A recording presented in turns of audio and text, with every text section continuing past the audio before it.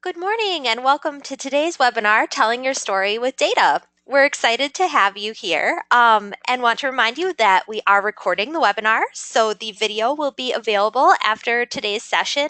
This afternoon, I will email out the YouTube link along with the slides. At the conclusion of the webinar and in the middle of it, we will have a short period for questions. So if you have questions during the session, please type them into the questions box and I will read them to Linda during those questions breaks. And finally, we will have a survey that is sent out after the webinar. Please take it and help suggest topics for our upcoming webinar series. So with that, Linda, welcome. Well, thank you, Victoria, and thank you all for being here today. We're going to get right into this here. We only have a half hour, so I'm going to try to move through pretty quickly. And if we don't get to all your questions at the end, I'll hang around for a while and we'll be happy to answer questions. So just a little bit about Grow and Lead. The vision of Grow and Lead is a UP where all young people thrive. And to that end, we help strengthen nonprofits to lead community progress in ways that grow a culture of support for youth. And if you or your organization is a member with Grow and Lead, thank you very much. We appreciate that. And if not, you can find out more about the benefits of membership on our website, glcyd.org. So, a little bit about me. I've always been more of a word person than a numbers person. Those of you who know me may know that I have a background in journalism and worked in newspapers for many years. And one thing that I learned in news writing that's also very true for nonprofit work is that you need a mix of anecdotes and hard facts to tell an effective story. And a lot of what we do in nonprofits is telling a story, whether it's to persuade a potential funder to support your cause, to engage community members in action, or to advocate to policymakers. We need to communicate our stories, and we need to use numbers or hard data in doing that. So in this half hour, we'll give you some tips on using hard data, statistics, and building the case for your programs and services, how to use numbers more effectively to get your point across, and we'll also look at some credible sources of data specific to the Upper Peninsula. So there are two types of data. Qualitative data includes things that can be felt or experienced. You might collect this sort of data through interviews, focus groups, or open-ended survey questions. It helps in understanding the feelings or opinions of people. Quotes or testimonials are a couple examples of this sort of data. And it's often used to make an emotional connection to a need or a problem. Then there's quantitative data, and that's really what we're going to talk about today. And that's the supporting evidence. It includes hard numbers, statistics that show frequency or quantity. It can be measured. It shows the depth and extent of a problem or a need. It tells us how much, how many, how often, how long, etc. And it's typically the basis of a need statement or an evaluation of a program. It's really proof of your need.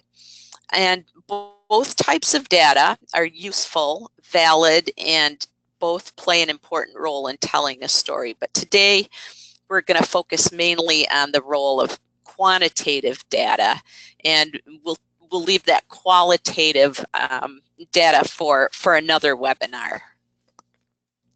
So I wanted to start with some tips for making your case with data. I have 7 that we're going to go through here. So just some rules of thumb. So first, back up your general statements or anecdotes with specific data.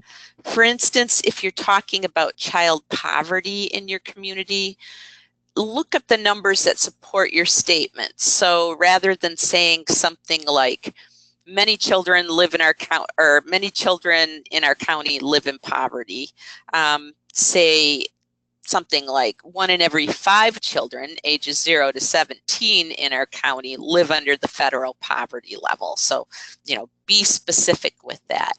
There may be times when you want to use a more general statement for added impact. Something, for instance, like too many of our kids are living in poverty. But if you just have a blanket statement like that, then you'll need to back it up with the more specific data. Second, be selective. There is a lot of data out there, and not every data point related to your subject will really help illustrate your story. So choose the data that tells your story with the most impact. And then tell why that's important. Make sure your statements are clear and logical. You want to fill in gaps of logic. You don't want to make leaps in logic between the data you use and the point that you're trying to make. For instance, don't use, say, dropout rate data to justify a preschool program unless you can clearly explain how the two are connected. Fourth, make comparisons. If you're arguing, for instance, that the teen birth rate has gone up, you'll, of course, need more than 1 year's data. So trends over 3 to 5 years can show more of an urgency for your program or services. Give the reader hope.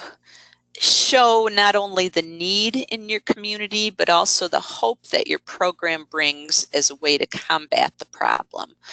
Prove that your program can be successful, and if it has been successful, share the data and stories about its successes to bolster your case for support.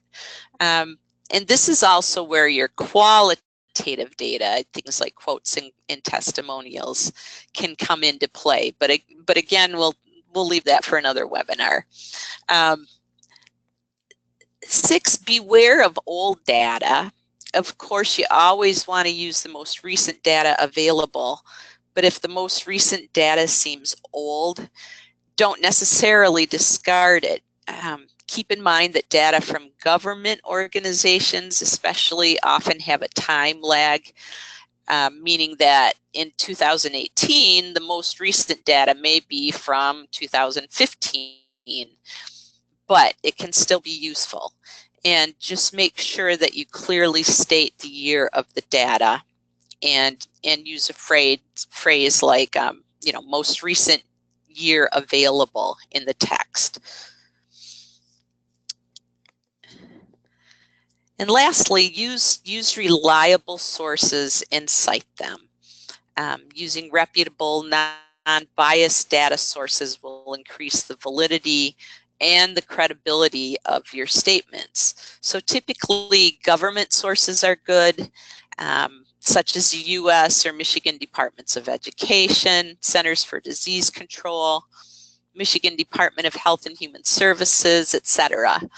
Also, sources that have been around a long time, such as the Annie E. Casey Foundation's Kids Count, or peer-reviewed sources like the American Psychology Association journal are safe bets. Be aware of secondhand information from sources you're not familiar with. And,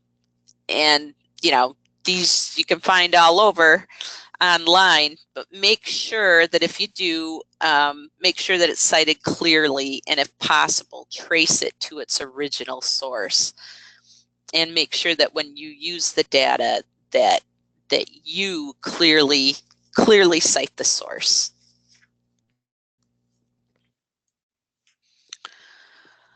There are some ways that you can present numbers that will make them easier to understand and will give them more impact. So we're going to look at a couple of those.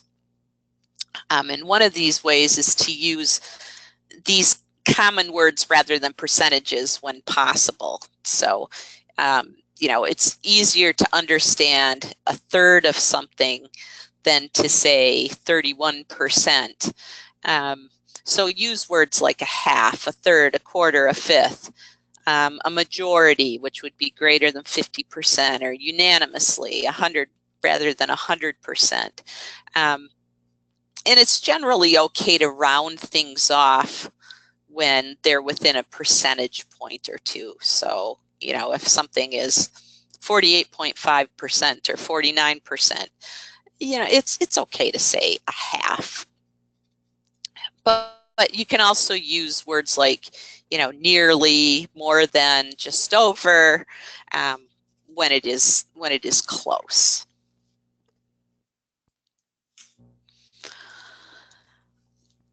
Another effective way to use the numbers is using the one in blank statements. This is actually one of my favorite ways to use numbers, especially when talking about a number of people. It's a lot easier to visualize 1 in 5 people, for instance, than it is to visualize 20%.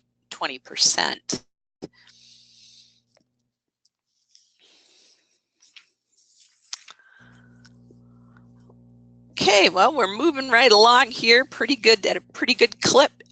What questions do you have at this point? Does anyone have questions? If you do, you can type them into that chat box. Victoria, are you seeing any questions at this point? No questions yet, but I also can't see if anyone is typing. So if you are typing, you can click the raise hand button to show us that you are typing something in, and we will wait. I do see a couple raised hands, so we'll give Okay. people a few minutes to get their questions in. Um, we do have one. The first question is, are there any free apps or websites to help with infographics? Oh, wow.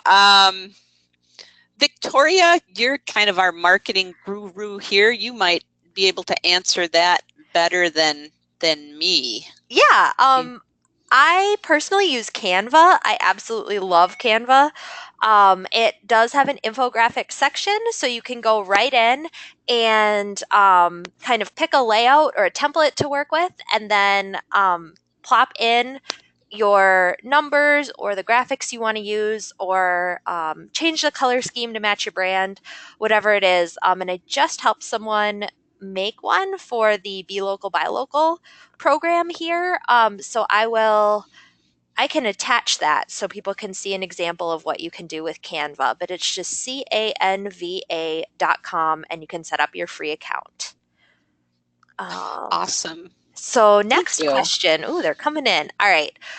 Um, when I'm writing a grant, I often don't have room to include anecdotes along with the data. What else can I do to make the data more personal?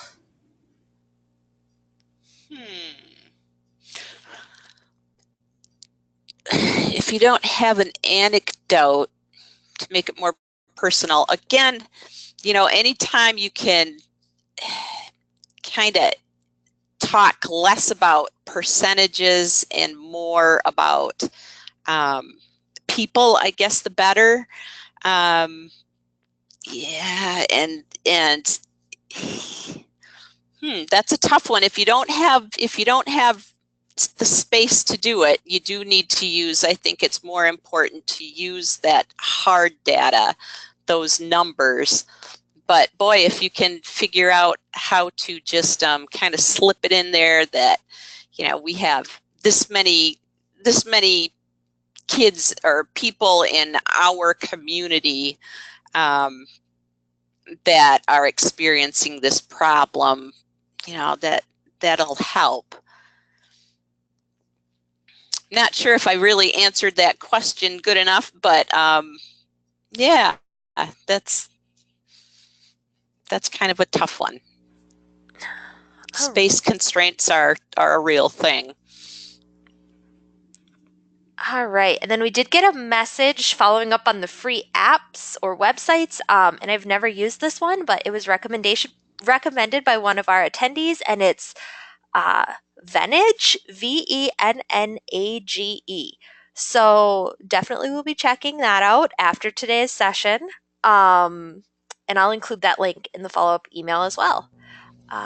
Besides that, don't see any more questions at this time, Linda. So we'll wait till the next break. Okay, well, actually, I just thought of something else that might be helpful to the question before that last one. You know, oftentimes, like if you're writing a grant proposal, they'll give you an opportunity to include attachments, something like an annual report or a brochure about your organization. And so that could be an opportunity to get those more personalized anecdotes to the funder, to get them to see those. So yeah, maybe in the attachments you can figure out a way to slip those in there. All right, well, we'll move along. We're going to look at a few of those sources of data that I mentioned earlier. First of all, here are a few around youth. And first of all, Grow and Lead has been helping communities around the UP survey their young people for many years. We use a survey called Profiles of Student Life, Attitudes, and Behaviors, and we also have a sidebar survey.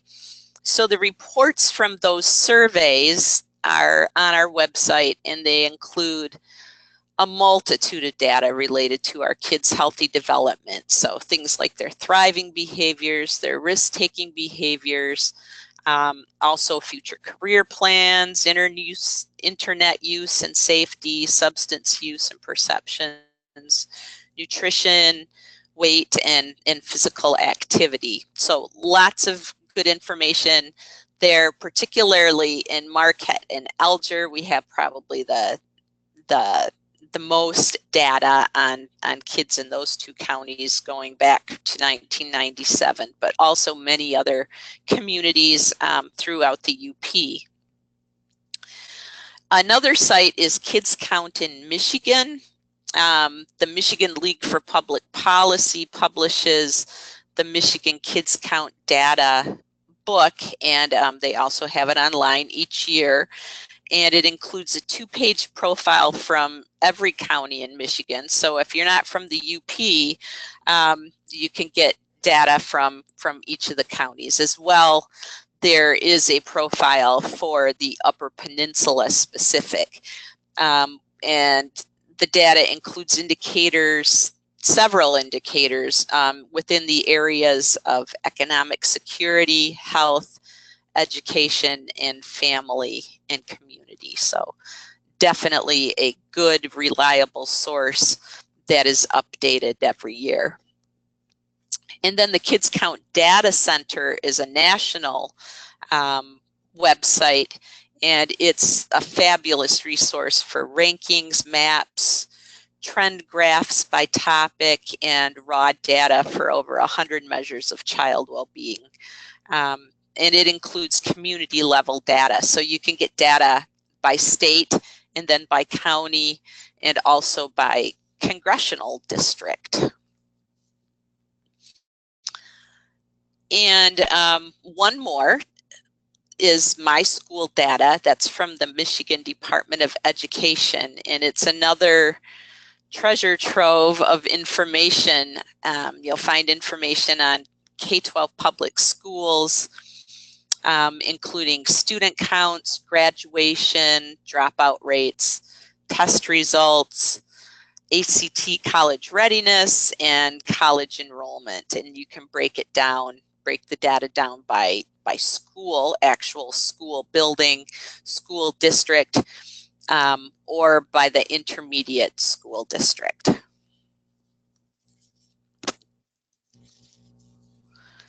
And then a few other sources. One from the Michigan Nonprofit Association. They have a report related to the impact of the Michigan nonprofit sector, which is searchable by county. So it shows the number of nonprofits, employment, wages, and nonprofits by social function. So that's a real good one about the nonprofit sector in general. And then some more general sources that are excellent. Of course, the U.S. Census Bureau and their quick facts has data on demographics such as population, racial makeup, household makeup, income, education levels, and a lot more. So you can search by county or by cities larger than 5,000 in the UP. So that's pretty cool that it's even at the city level. And then there's one more final site I'd like to point out. That's the county health rankings and roadmaps from the Robert Wood Johnson Foundation. It's another source where you can get state or county level data, so specific to your UP area. The data provides a snapshot of a community's health and a real starting point for investigating and discussing ways to improve health. So that's a good one. Wow, we're moving through this faster than I thought. So just a few parting words about the data. Know your sources. Be sure to look for those reliable sources that we've talked about. And also make sure you understand what's being measured by the data. Sometimes, you'll see a percentage and it's like, well, what does that really mean? For instance, something like the dropout rate. What does that mean? What is really involved in that? And you may have to do some digging to find out exactly what the source is measuring. All of the sources that I've mentioned here today are very reliable sources, and they are pretty good about explaining what the data measures. But you may have to do a little digging to find a full description of a measurement. And then finally, just have fun using data to tell your stories. And at this point, we'll open it up again for questions. All right, I've got a hard-hitting one for you, Linda. Since Not hard-hitting. Really specific data they're looking for.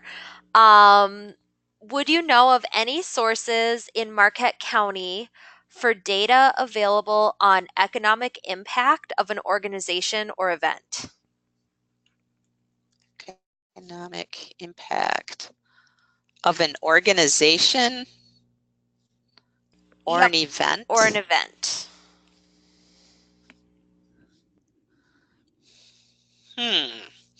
I guess it depends on what the organization or event is. I know that NMU has a report that they put out not too awfully far back that talks about economic impact, and I know it has data on like the number of organizations and such, but as far as I don't know, a specific organization or event, I think it would be up to whoever is putting on that event or is part of that organization as to whether they would have that information. All right. I'm not sure if that's helpful. If you think I'm not quite hitting what you're asking about, if you want to ask a follow-up question, that's cool too.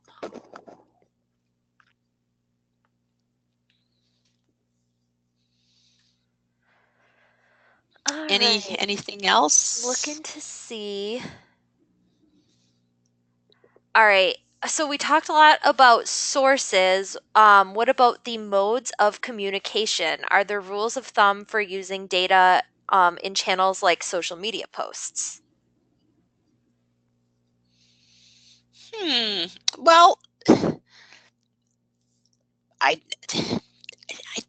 well, I mean, if I wasn't going to get into the whole infographic kind of thing today, which is sort of, I think, would be a topic for yet another webinar. But yeah, graphics are always helpful when you have something very visual in a social media post. It's certainly going to get you more attention than the words.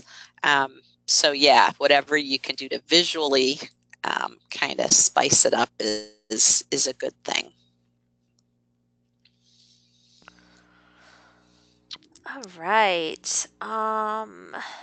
If anyone else has questions, be sure to click that raise hand button so we know that you are typing something in.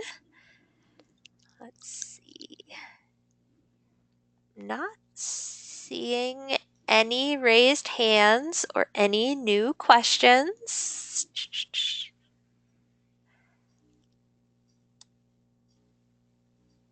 I think that's all the questions we're going to have, Linda. All righty. Okay, well, thank you all for being here today. And there'll be a survey that you can take after this. And Victoria, did you have anything else you wanted to tell the folks? No, I feel like during the session though, I came up with at least 3 webinar topics that we could possibly do in the future. So thank you all for the great Awesome. questions. And if you have webinar topics, please take the survey. We were pleasantly surprised with how many people registered for today's session, and hope that we're able to provide webinars that are really valuable in covering topics that you want to hear about. So please suggest ideas so that we're meeting your needs. All right. Well, thank you, everyone. And we'll talk to you all later. Thanks. Bye.